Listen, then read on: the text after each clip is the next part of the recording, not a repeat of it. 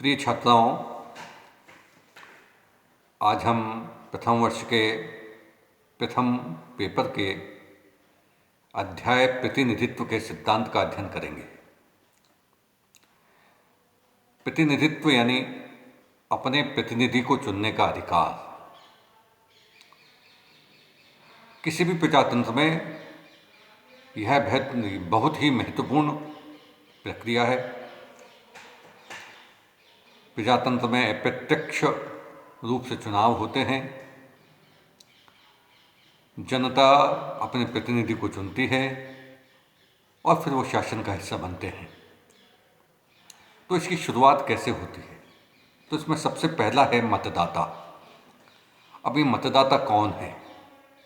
जिन व्यक्तियों को अपने प्रतिनिधि चुनने का अधिकार है उन्हें मतदाता कहते हैं और उनके इस अधिकार को मताधिकार कहा जाता है। अब दो बातें इसमें स्पष्ट होती हैं। क्या मताधिकार सभी को है? हाँ, यह व्यक्ति का जन्मसिद्ध अधिकार है जो कि राज्य का सदस्य होने के नाते उसे मिलना ही चाहिए।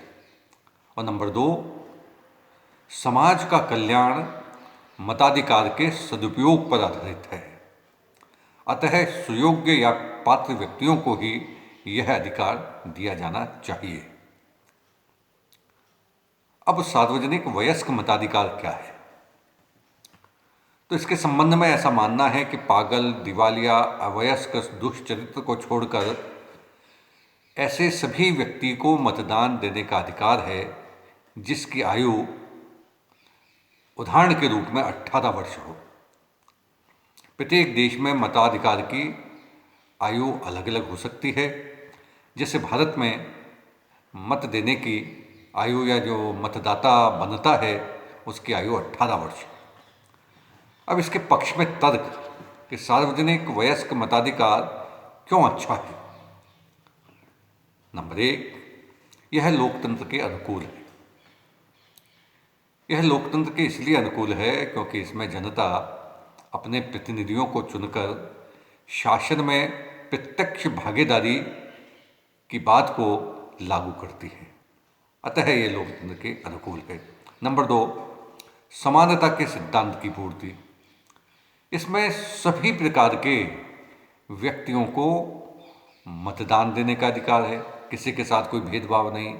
छूत के आधार पर, लिंग के आधार पर, आयु के आधार पर, पैसे के आधार पर कहीं कोई, जिसकी भी आयु 18 वर्ष है उसको मत देने का अधिकार है। नंबर तीन, राजनीतिक जागृति। मत देने के या सार्वजनिक वयस्क मताधिकार के द्वारा जो ही युवा 18 वर्ष का होता है, जब वह मतदाता बनता है, जब वह मत देने जाता है, तो वह विभिन्न प्रकार के राजनीतिक लोगों से मुलाकात करता है, उनका पक्ष विपक्ष सुनता है, उनसे देश और राज्य या स्थानीय स्तर के जो भी बातें होती हैं, किस प्रकार से जन कल्याणकारी काम किए जा सकते हैं, इन सब की जानकारी मिलती है। कुल मिलाकर सार्वजनिक वयस्क मताधिकार के द्वारा राजनीतिक जागृति आती है। नंबर चार, यह राष्ट्रीय एकता में वृद्धि करता है क्योंकि इसमें संपूर्ण देश के सभी 18 वर्ष और उससे बड़े लोग मताधिकार करते हैं। देश के लिए मताधिकार करते हैं, अपने राज्य के लिए करते हैं। तो इससे राष्ट्रीय एकता में वृद्धि का भाव पैदा होता है। नंबर पाँच, इसमें अल्पसंख्यक हितों की भी रक्षा होती है। सब लोगों को मताधिकार का अधिकार है, चाहे वह अल्पसंख्यक हों या बहुसंख्यक हों। तो इसमें सबके हितों की रक्षा का भी प्रावधान है या स्वयमेव रक्षा हो जाती है। नंबर छः, लोक सत्ता की अभिव्यक्ति होती है क्योंकि जो लोकतंत्र है उसका आशय ही यही है कि लोकतंत्र जनता का, जनता के लिए और जनता के द्वारा शासन है। यानी शासन में जनता की भागीदारी तय करना, यह लोकतंत्र का प्रमुख सिद्धांत है। तो इसके माध्यम से लोक सत्ता की अभिव्यक्ति भी होती है। नंबर 7, नागरिक अधिकारों की सुरक्षा में भी वयस्क मताधिकार एक कारगर उपाय है। अब कुछ लोगों ने जहां इसके पक्ष में तर्क दिए, वहीं कुछ लोग इसके विपक्ष में भी तर्क देते हैं कि सार्वजनिक मयार वयस्क मताधिकार उचित नहीं है।